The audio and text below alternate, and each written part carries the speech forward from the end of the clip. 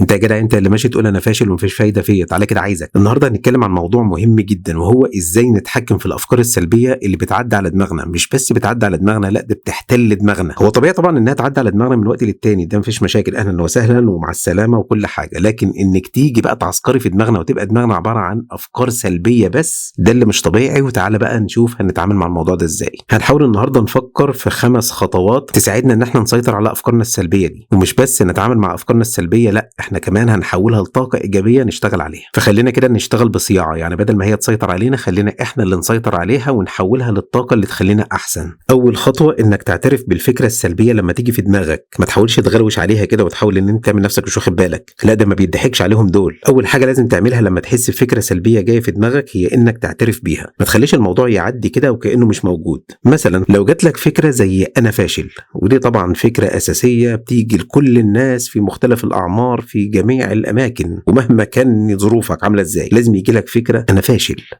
هو انا فاشل؟ فتاخد الفكره دي وتحطها قدام عينك وتشوفها واضحه جدا وتقول لنفسك انا حاسس باحساس الفشل دلوقتي. ما تقولش انا فاشل وتسيبها عايمه، انا حاسس باحساس الفشل دلوقتي. الاعتراف ده بيساعدك انك تواجه الفكره بدل ما تهرب منها. مش لازم تخاف من الافكار السلبيه دي لانها طبيعيه جدا، وطبيعيه جدا بتحصل من وقت للتاني زي ما قلنا، وحاجات بتمر على الناس كلها مش انت لوحدك. المهم انك تعترف بيها علشان تقدر تتعامل معاها. ده هياخدنا للخطوه الثانيه، ان انا اسال نفسي ليه. بعد ما تعترف بالفكره السلبيه اسال نفسك ليه. يعني انا اعترفت خلاص انا فاشل دلوقتي، انا حاسس باحساس فشل، طيب ليه بقى؟ اسال نفسك هل في حاجه معينه حصلت خلتني احس كده، او هل انا فعلا فاشل، ولا دي مجرد لحظه ضعف، ولا انا عندي مشكله مش عارف اتعامل معاها. فبدل ما اجهد نفسي في ان احل المشكله دي وادور على حلول وادور على اسباب، لا الاسهل ان انا والله انا فاشل. كل ده لازم تكون صريح مع نفسك وانت بتفكر فيه. الاسئله دي هتساعدك تفهم جذور المشكله، هل الموضوع حقيقي ولا مجرد اوهام وخوف من حاجه مش موجوده. لما تفهم السبب سواء عرفت انه حقيقي او اوهام هتعرف تتعامل معاه بشكل جيد جدا، وهتعرف تتخطاه وتسيطر عليه. خلاص اعترفنا بالاحساس السلبي، خلاص سالنا نفسنا ليه انا حاسس الاحساس ده. نيجي للخطوه الثالثه، غير بقى منظورك،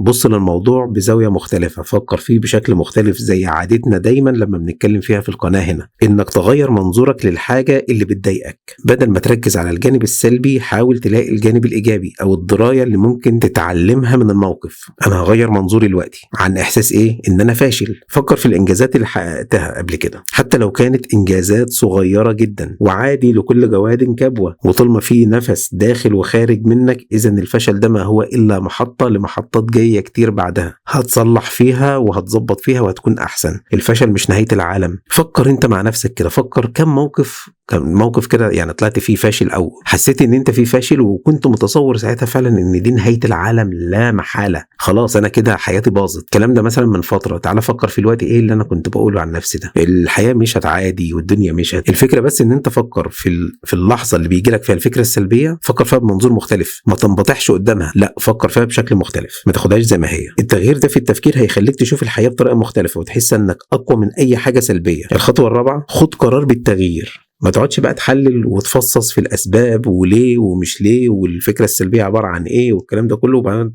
تروح تنام. لا ما احنا ما عملناش كل ده علشان في الاخر ما نعملش بيه حاجه. لا ما خلاص انا جمعت داتا خلاص عن الخصم اللي قدامي، ما خلاص انزل الملعب بقى وافرمه. بعد ما تفهم الفكره وتغير منظورك ليها لازم تاخد قرار انك مش هتسيب الافكار السلبيه دي تتحكم فيك تاني. خد قرار انك هتتعلم مهاره جديده او هتتعلم خطه جديده عشان توصل لهدف معين. القرار ده بيخليك تاخد زمام الامور وتتحكم في حياتك، ما بتبقاش رد فعل، بتبقى انت الفاعل. الخطوه الخامسه والاخيره، هناخد بقى الافكار السلبيه دي بعد ما حللناها وبعد ما قلنا ليه وبعد ما بصينا لها ببصه مختلفه وبعد ما خلاص هي بقى زهقت مننا وعايزه تمشي. لا هتمشي تروحي فين؟ معلش ثواني. دي بقى اخر خطوه واهمها في انك تحول الافكار السلبيه اللي هي بتجيلك، طالما هي اللي بتيجي تبقى هي جايه لقضاها علشان تتحول لطاقه ايجابيه تساعدنا ان احنا نعيش بشكل افضل. هي كانت في البدايه جايه تدمرنا لكن احنا لا ما تدمرناش، احنا بقينا احسن. استخدم المشاعر دي علشان تدفعك لتحقيق حاجه كويسه، استخدم الاحساس ده علشان تثبت لنفسك انك اقوى من كده. ابدا في مشروع جديد او طور في مهاراتك او واجه الاحساس ده بانجازات صغيره حتى لو كانت بسيطه، حتى لو انت شايفها تافهه